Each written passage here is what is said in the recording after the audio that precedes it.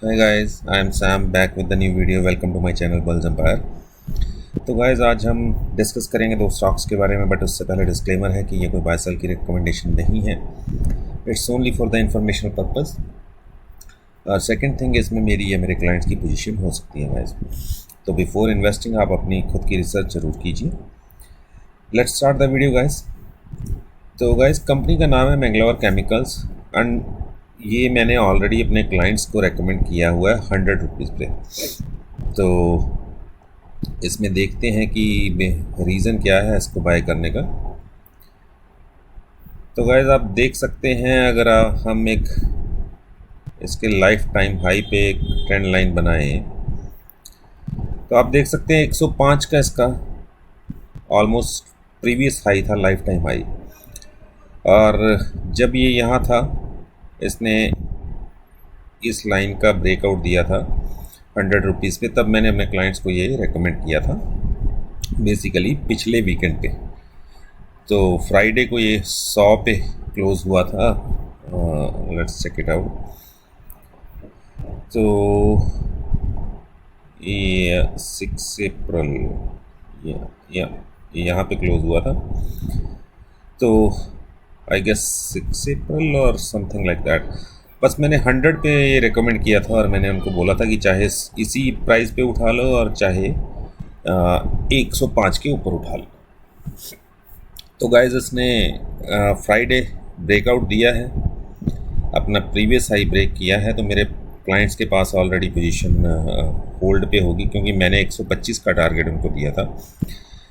तो 25% का टारगेट दिया था कि 25% ये आपको स्विंग ट्रेड में दे देगा. तो आप देख सकते हैं 109 पे ऑलरेडी है. अगर आपको लगता है कि अभी भी पोजीशन बनानी चाहिए तो इसमें गाइज इस लेवल का स्टॉप लॉस रख के 92 का आप इसमें पोजीशन बना सकते हैं और इसको 105 तक आप एक्यूमुलेट भी कर सकते हैं. बट अगर 105 ब्रेक करके नीचे जाता है तो गाइज आपका स्टॉप लॉस 92 का रहेगा एंड 105 के नीचे आप एक्यूमुलेट मत कीजिएगा, क्योंकि उसके बाद मुझे स्टॉक थोड़ा सा वीक लग रहा है. अगर 105 के नीचे चला जाता है और अगर विद वॉल्यूम जाता है तो वाकई वीक होगा. तो इसे चेक करेंगे हम मंडे इवनिंग में, जब मैं वीडियो बनाऊंगा तो उसमें हम इसको दोबारा डिस्कस करेंगे. तो पहला स्टॉक था मैंगलोर केमिकल्स गाइस. फंडामेंटल्स अच्छे हैं कंपनी के, मैंने चेक किए हैं. तो 125 का टारगेट है.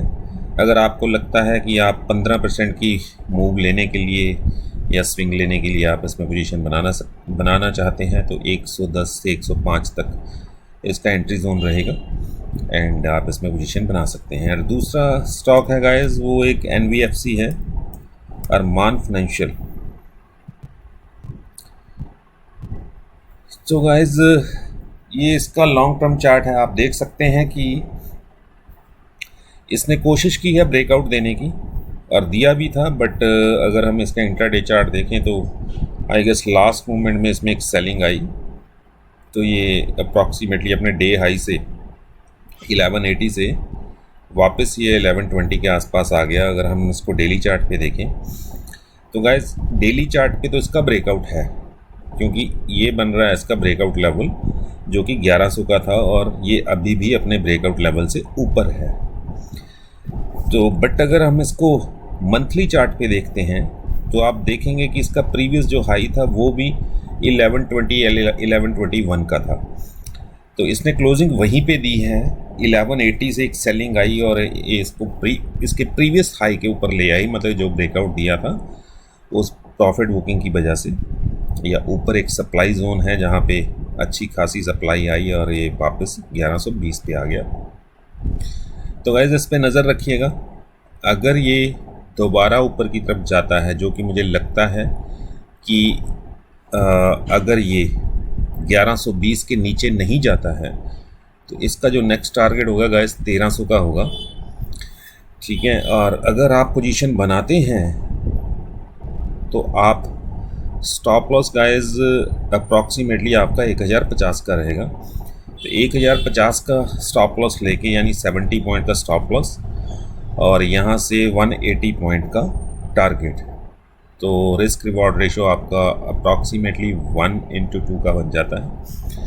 तो हाँ, आप ये कर सकते हैं कि अपनी क्वांटिटी स्मॉल रख सकते हैं, क्योंकि ये एक बड़े जिसे कहते हैं ना कि डू और डाई वाले लेवल पे रुका हुआ है। तो यहाँ से मेरी कन्विक्शन ये कह रही है गाइस कि ये स्टॉक यहाँ से ऊपर जाएगा और 1300 आपको बहुत जल्दी दिखाएगा। हो सकता है आपको 1-2 दिन में ही दिखा दे, क्योंकि उसके कई रीज़न हैं। क्योंकि जब सेलिंग आई तो वो इसके नीचे नहीं गया, पहला रीज़न, क्योंकि इसके नीचे भी जा सकता था पर नहीं गया, यानी यहाँ पे एक डिमांड जोन बन गया। जितनी भी सेलिंग आई वो यहाँ तक आके रुक गई। दूसरा, आप मंथली वॉल्यूम देख रहे हैं, वॉल्यूम इंक्रीज़ हो रहे हैं। और तीसरा, जब आप डेली चार्ट्स पे देखते हैं तो जैसे कि यहाँ एक वॉल्यूम आया और नेक्स्ट से फिर एक अच्छी खासी मूव आई। अगर हम स्टॉक का बिहेवियर देख के चलें कि जब ये चलता है तो कम से कम 2-3 दिन चलता है, ये नहीं कि एक दिन चला और रुक गया। यहाँ पे देखिए, यहाँ पे देखिए, फिर यहाँ पे देखिए, फिर यहाँ पे देखिए, ठीक है। तो स्टॉक का जो बिहेवियर है वो कह रहा है कि अगर इसमें मोमेंटम आता है, बनता है, तो ये 2-3 दिन मोमेंटम में रहता है। तो ये 3 वजह हैं गाइस, जिसकी वजह से मुझे लग रहा है कि ये 1300 आपको 1-2 दिन में दिखा सकता है। हो सकता है मंडे वाले दिन कंसोलिडेशन चले, बट आप वही 1050 का स्टॉप लॉस लेके चलिएगा और एक्यूमुलेशन जोन आप अपना 1121 से 1122 से 1100 तक का रखिएगा, कि उसके बीच में आप पोजीशन बना सकते हैं। बट हाँ गाइस, अगर आप मेरे दिए हुए स्टॉक्स पे काम करते हैं तो मेरी स्ट्रैटेजी भी याद रखा कीजिए। मैं जो स्टॉक देता हूँ most of them are breakout stocks, मतलब बहुत ही बुलिश स्टॉक होते हैं। और जो बहुत ही बुलिश स्टॉक होते हैं उसका मतलब होता है कि जिस दिन मैं आपको इवनिंग में दे रहा हूँ उस दिन उन्होंने एक अच्छी खासी मूव दी है 5 से लेके 15% तक की। तो चाहे उसमें कोई न्यूज़ थी, चाहे उसमें बाइंग आने का रीज़न कोई और था, चाहे वो फंडामेंटली बहुत स्ट्रांग था और इसलिए ऊपर जा रहा है क्योंकि उसकी अच्छी अर्निंग्स की उम्मीद है, तो रीज़न कोई भी हो सकता है गाइस। बट जब कोई स्टॉक 5 से 15% की मूव देता है तो नेक्स्ट डे कंसोलिडेशन जोन में जा सकता है 2-3 दिन के लिए।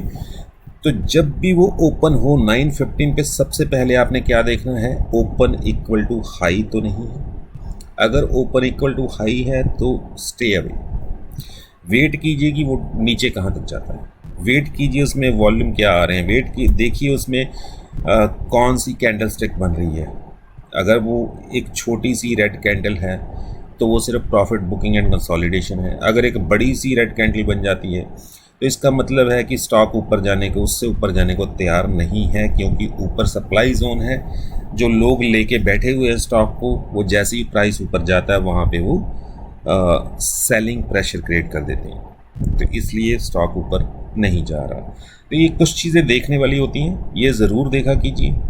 मैं नहीं चाहता आप में से किसी का भी कोई लॉस हो या आपकी जो कैपिटल है मतलब वो रिस्क पे होती है ऑलवेज़, हर किसी की कैपिटल है ना, हमारी हार्ड अर्न मनी होती है। तो मैं नहीं चाहता कि अगर आप टेक्निकली एक्सपर्ट नहीं भी हैं या स्टॉक मार्केट में नए हैं, ये बेसिक चीज़ें हैं, इतना सा बस ध्यान रखिए। Market condition open equal to high, बस मार्केट कंडीशन कैसी है और स्टॉक में मोमेंटम कैसा है, ओपन इक्वल टू हाई तो नहीं है। 2 रुपये महंगा ले लीजिए, कोई बात नहीं है। अगर मेरा 20 रुपये का टारगेट है तो आपको 18 रुपये की मूव अभी भी पेंडिंग है, बट तसल्ली से लीजिए, ये देखने के बाद कि इसमें मोमेंटम कैसा मिल रहा है, ठीक है। यानी कि ओपन इक्वल टू हाई या open equal to almost high तो नहीं। समटाइम क्या होता है, 150 पे स्टॉक ओपन हुआ और 152 का हाई बनाया और हमने वहीं एंट्री ले ली और वहीं से सेलिंग प्रेशर आ गया। तो आराम से देखो, ठीक है, कि स्टॉक में मोमेंटम कैसा है, 2 मिनट की कैंडल, 5 मिनट की चार्ट पे वो कैसा लग रहा है, उसमें मोमेंटम, वॉल्यूम कैसे है, फिर आप पोजीशन बना सकते हैं। 2 रुपये महंगा भी मिलेगा कोई बात नहीं, बट हमें तसल्ली, सेटिस्फेक्शन है कि हमने सब कुछ चेक करने के बाद लिया। क्योंकि हमें 2 रुपये के लिए तो पोजीशन नहीं बनानी। अगर हमें 5 या 10% के लिए पोजीशन बनानी है तो हम 100 रुपये के पीछे 10 रुपये के लिए पोजीशन बना रहे हैं, राइट, कि 10 रुपये का स्विंग हमें मिलेगा 10 पॉइंट्स का। तो 100 वाला 102 पे भी मिल गया, तब भी हमारे पास 8 पॉइंट्स अभी भी पड़े हैं, राइट। तो इसलिए लेने से पहले ये चीज़ें ज़रूर चेक करनी है गाइस। एंड मैं ऑलवेज़ ट्राई करता हूँ कि जो स्टॉक्स मैं आपके सामने लेके आता हूँ वो सब के सब बुलिश स्टॉक्स होते हैं। वो आज नहीं चलेंगे, 2 दिन नहीं चलेंगे, बट उन्होंने चलना ही होता है। क्योंकि मैं ऐसा कोई भी स्टॉक आपके सामने आपके साथ डिस्कस नहीं करता हूं जो बेरिश हो। ऐसे बहुत से स्टॉक हैं जिनमें रिवर्सल आ रही है, बट वो रिवर्सल ऐसी होती है कि वो श्योर बेट नहीं होती। वो एक दिन रिवर्सल आई, दूसरे दिन फिर उसमें सेलिंग आ गई।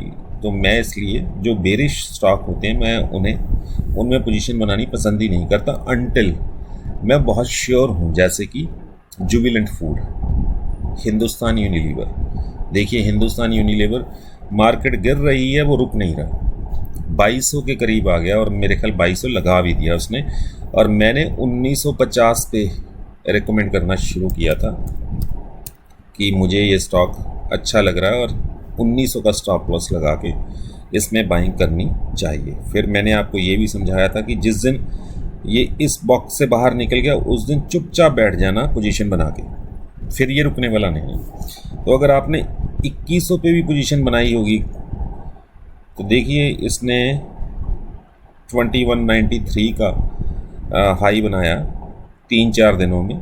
तो 100 पॉइंट्स की मूव तो अप्रॉक्सीमेटली आपको 4 दिनों में दे दी, जो कि कितना बना इसका 5% हो गया। 5% तो आपको वैसे ही मिल गया अगर आप मेरे वाली स्ट्रैटेजी पे भी चल रहे हैं कि जब तक बॉक्स में है तो स्विंग खेलिए, नीचे आए तो लीजिए, ऊपर जाए बेचिए, और जब बॉक्स से निकल जाए तो चुपचाप पोजीशन बना के बैठ जाइए और उसका मोमेंटम देखिए, ठीक है।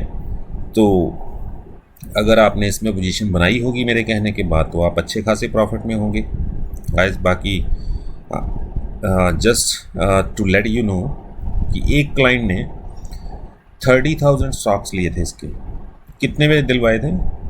1970 पे, 1970 पे 30,000, तो 6 करोड़ की बाइंग की थी एक ही दिन।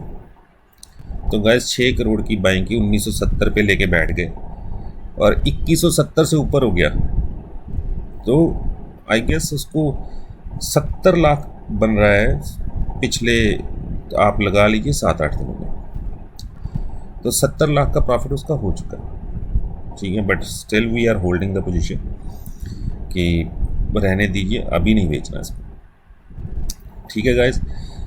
तो ये होता है कि आपको कोई बहुत ही अच्छा स्टॉक लोअर लेवल पे मिल रहा है, ज़रूर बाय कीजिए, बट उसमें थोड़ा टाइम लग सकता है। जैसे कि जुबिलेंट फूड है, जिस दिन ये चला उस दिन आपको ये 3000 क्रॉस, जिस दिन इसने ये 2900 वगैरह क्रॉस कर लिया, आप देखिएगा ये आपको 3000-3200 कितनी फास्ट दिखाएगा, ठीक है। जब तक कंसोलिडेशन चल रही है आपके पास तब तक मौका है कि आप नज़र रखिए, पोजीशन बनाइए, एक्यूमुलेट कीजिए। जिस दिन उसमें मोमेंटम आया फिर आपके हाथ नहीं आएगा और फिर उस लेवल पे आपका जो रिस्क है वो बढ़ जाता है गाइस। तो ये चीज़ें होती हैं कि या तो सही टाइम पे पोजीशन बनाइए और या फिर उसके टेक्निकल्स, उसका मोमेंटम देख के पोजीशन बनाइए, ठीक है। या तो लोअर लेवल पे बनाइए ताकि आपका जो रिस्क है, अब मैंने 1932 पे रेकमेंड किया था, ये 1900 का स्टॉप दिया, 1900 का स्टॉप लॉस दिया था, तो तब सिर्फ 32 पॉइंट्स का रिस्क था। 2100 पे अगर मेरी स्ट्रैटेजी के अकॉर्डिंग 2100 पे पोजीशन बनाते तो 1900 का स्टॉप लॉस, जहाँ 30 पॉइंट्स का रिस्क था तो वो रिस्क बढ़ के 200 पॉइंट्स का हो गया था, ठीक है। बट हाँ, मैंने अपने जितने भी क्लाइंट्स को दिलवाया वो उनको मैंने 1930 से 1950-60 के अराउंड दिलवा दिया था, ये उठा लो, ठीक है। तो एनीवे गाइस, इन चीज़ों का ध्यान रखा कीजिए, पैसा बनेगा, ज़रूर बनेगा और बहुत बनेगा, ठीक है। मेरे जितनी वीडियोज़ हैं उठा के देख लीजिए, पिछले 8 महीने में कौन सा ऐसा स्टॉक है जो नहीं चला। अगर मेरे साथ काम करेंगे तो पैसा ज़रूर बनेगा, ठीक है। और जब तक आपको फ्री में स्टॉक मिल रहे हैं यूट्यूब पे, इंजॉय कीजिए उस प्रॉफिट को, उस पैसे को, ठीक है। हाँ, कल को ये चीज़ें भी पेड हो गई या फिर मैंने सिर्फ स्ट्रैटेजीज़ वगैरह डिस्कस करनी शुरू कर दी इंस्टेड ऑफ स्टॉक्स, तो फिर बात अलग होती है कि फिर शायद आपको अपनी थोड़ी सी रिसर्च खुद की करनी पड़े। तो thank you for watching guys, and will see you with the next video. Bye bye for now.